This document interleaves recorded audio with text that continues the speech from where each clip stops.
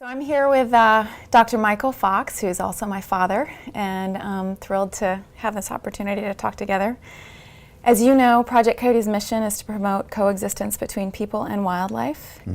And a lot of people ask us, what do we mean by coexistence? I came across a book by Prince Peter Kropotkin, a Russian nobleman, who was a naturalist at the turn of the century, and he went to the steppes of Russia and saw this magnificent ecosystem, and he was transfixed by it. And he studied it and realized that there's no hierarchy, there's no ruler, there's no dictator. So he coined the term anarchy as distinct from hierarchy. And he felt that an anarchic view, an anarchic organization, where every individual helps every other individual, one of mutual aid, should be applied to society. And at that time, it was very critical in Europe with ruling classes and all of that complete mess. Now, more recently, that translates into what I think it's Lynn Margulis, one of the evolutionary biologists, calls symbiosis. Mutually enhancing relationships and pushing forward can be against certain vested interests, establishing the kind of relationships that your scientific advisors see as the way to go is going to ruffle a lot of feathers in certain sectors, but it's the enlightened path. Can you talk about how we might move toward finding common ground, finding that goal towards coexistence with entities that sometimes are antithetical to what we're trying to achieve? The common ground should be based on maximizing the greater good, or the good of all. And it's good when you are dealing with a specific issue in a specific area to identify all the different stakeholders and then to quantify their costs, risks, and gains if there's any change in practices that are going on. And some stakeholders might suddenly discover that there are greater benefits than they ever knew about in not engaging in indiscriminate predator control, for example, because there'll be an enhancement of vegetation, there'll be control of various diseases and so forth. So a very impartial view, and instead of just using the words of a common ground, of identifying first all the players from the human side and the ecological side, the wild and the domestic. And there's a growing movement, as you know, in North America to buy public lands grazers out. Yes. And, you know, I sort of foresee that as something in the next decade, that as more ranchers recognize that it's hard to make a living, that an incentive and incentivizing essentially buying them out is something that is actually very achievable. Yes, and I would say that this is one very positive route to take. As you know, in Marin County, we have our Marin Livestock and Wildlife Protection Program that essentially replaced the USDA Wildlife Services Lethal Predator Control Program with a non-lethal that assists ranchers through a cost share program where they can get llamas and guard dogs and better fencing. And it's really working. It is working. When we originally started this effort, it was a rancorous debate over the use of compound 1080 livestock protection collars, and we had ranchers on one side, conservationists and animal protection advocates on another, and it was a juggernaut, you know, it was head to head.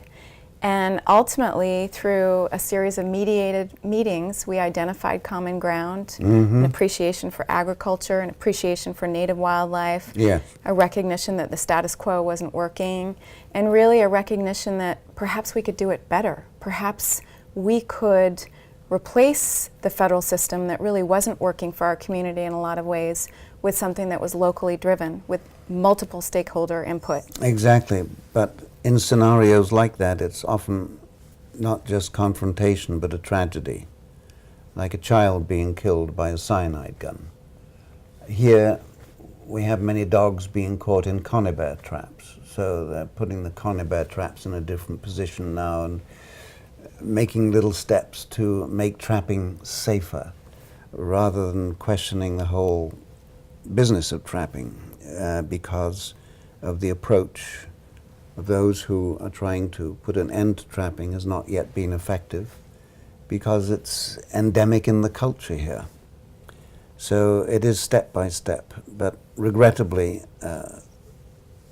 change sometimes only comes through a great tragedy. One of my greatest mentors, Randy Hayes, when I worked for Rainforest Action Network, he talked about the root of the term radical, which, as you know, means getting to the root of. And to me, that term, I mean, we have so many terms that have been co-opted, but I truly believe that radicalism, getting to the root of these problems, is absolutely fundamental to getting to that place of identifying common ground and then promoting ultimately coexistence and at least for I our interpret mission. radical as pulling an issue up by its roots, not to destroy it, but to examine the roots before you replant it, to just find out how sick it really is.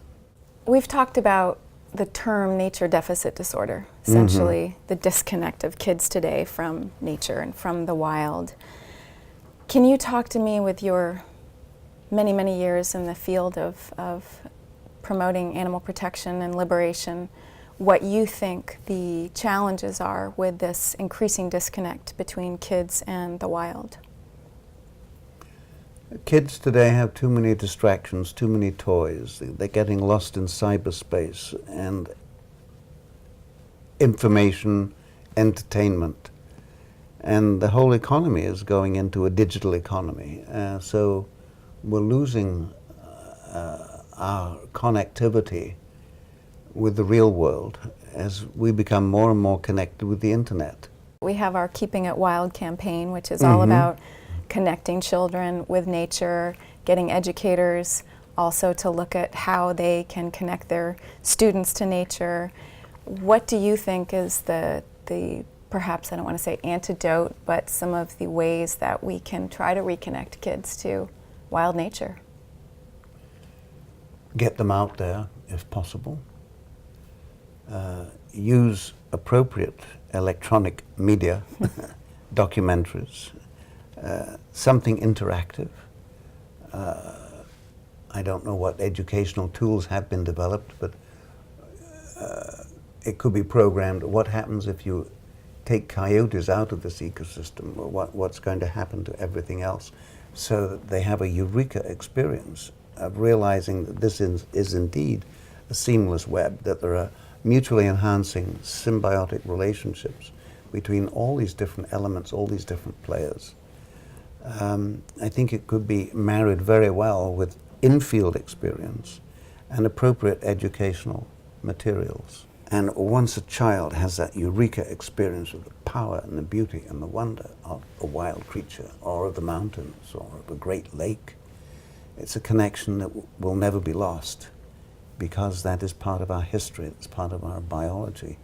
And something inside, I believe, is then awakened in that child, which will help immunize that child against the distractions and temptations of a degenerate consumer society. One of the things that we've discussed at length with our Science Advisory Board is what kind of teaching are we providing to the next generation of wildlife managers? Are we actually teaching them about not the sort of standard consumptive use approach to wildlife management? Yeah, well, I think you have to change initially with a change in the job title. Getting away from management to From stewardship management, and conservation. yes, to Absolutely. ecological stewardship, and that's where you start. Yeah. It's a whole different mindset, and it's in our local paper here in Minnesota all the time about wolf management, wildlife management, deer management, sustainable harvesting, sustainable yields. You change the job description, you change the attitude. Every single state now, except California, where we successfully close the loopholes on wildlife killing contests, allows the killing of predators, prairie dogs, often crows, even marmots, essentially for prizes and inducements, where people are awarded belt buckles, rifles, assault weapons for killing the largest or the most of a given species. And this is something that we believe, at least at Project Coyote, that we can ban nationwide, and looking at the fight to end dogfighting and cockfighting, which of course are now banned in the U.S. Yes. We think it's a very Federal offenses. achievable goal. We also feel like we're up against a sort of sociopathic tendency of those who participate. To enjoy killing and seeing it as a competition. How can we change that particular mindset? You can say, well, at least they're getting back to nature, but in a totally destructive, consumptive way. And they pass it on to their children. Same in the rodeo business, being passed on from father to son, and now the gals picking up. More and more women here in Minnesota picking up a gun and enjoying going hunting, trophy hunting, sport hunting. Slaughtering and competition, killing of wildlife is just a symptom that all is not well in this country. The push and move to an urban populace, it's a very interesting realm for wildlife management, because we know that the urban populations tend to be They're more educated, they're more pro-wolf protection, they don't like bear baiting and all of that.